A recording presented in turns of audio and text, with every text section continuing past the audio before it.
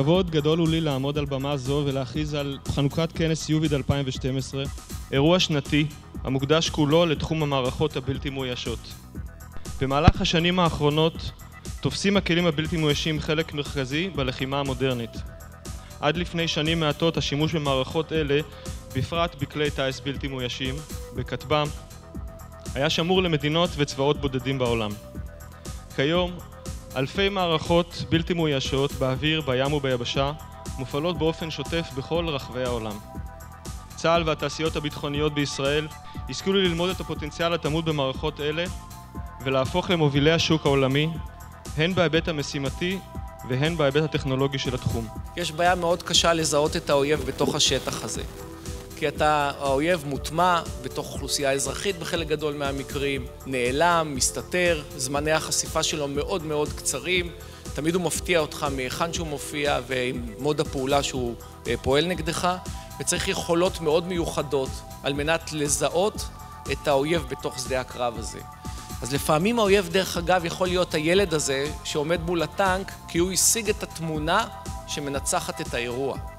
ואנחנו צריכים לזכור, אנחנו בעידן שלפעמים התמונה יכולה לנצח את האירוע. מצד שני צריך יכולות מאוד מדויקות ומאוד ברורות, שאם אנחנו רואים שפורקים, נניח, מאמבולנס של האום, משהו מוערך, לדעת שזה לא אלונקה, אלא זו רקטה. וזה דורש יכולות ושהייה בתוך השטח עם מודיעין מאוד מתוחכם.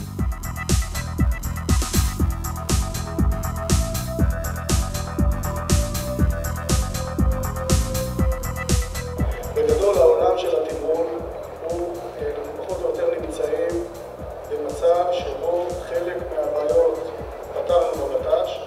הבט"ש יש לו שני יתרונות גדולים. אחד, התרחיש הוא בדרך כלל די קבוע, והדבר השני, השטח שאתה פועל בו הוא תמיד אותו שטח. ולכן אתה יכול להכין אותו מראש, זה עוזר מאוד בתחומי התקשורת, זה עוזר מאוד בללמד את הקרב"ם הזה מה הוא צריך לעשות ומתי הוא צריך לעשות. האתגר מספר אחת שלנו הוא לקחת את כל מה שאנחנו עושים היום בבט"ש ולהעביר אותו לתמרון, שם העולם הוא אינסופי. אני מדבר על האתגרים של האמצעים הבלתי מאוישים בים, אני אדבר על הכשב"מים ועל הכצב"מים, צולל בלתי מאויש. מהם מבחני הקיום בעינינו ליכולת כזאת?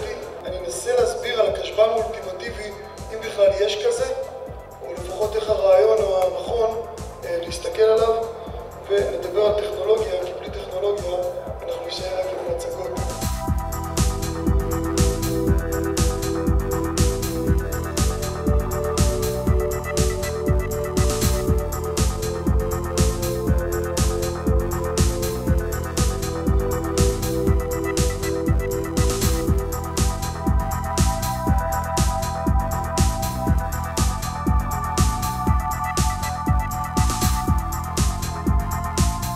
אספר קצת על הדבר הזה שאמרתי לכם הופך להיות האוסקר של האירוע. הפסלון נוצב על ידי אבי בירן, שסייע לו נועם כספי וגלית אונגר. ביצירה יש שני ממדים שונים. עכשיו אני אקריא לכם את מה אבי כתב על הפסלון. מארגני כנס יוביד פנו אליי בבקשה לעצב פסלון הוקרה. חשבתי כיצד אוכל לממש את בקשתו ולאגד בפסלון אחד את שלוש הזרועות אוויר ים יבשה תחת זרוע אנושית שולטת. הצבתי יד האוחזת את כל המכלול, היד יוצרת את האות U כסמל לשם הכנס ותחילת שם האנגלי לאלמנטים של Unmanned. היד היא יד שמאל, הקרובה ללב אשר מייצגת את היד החלשה אשר תומכת ביד ימין החזקה.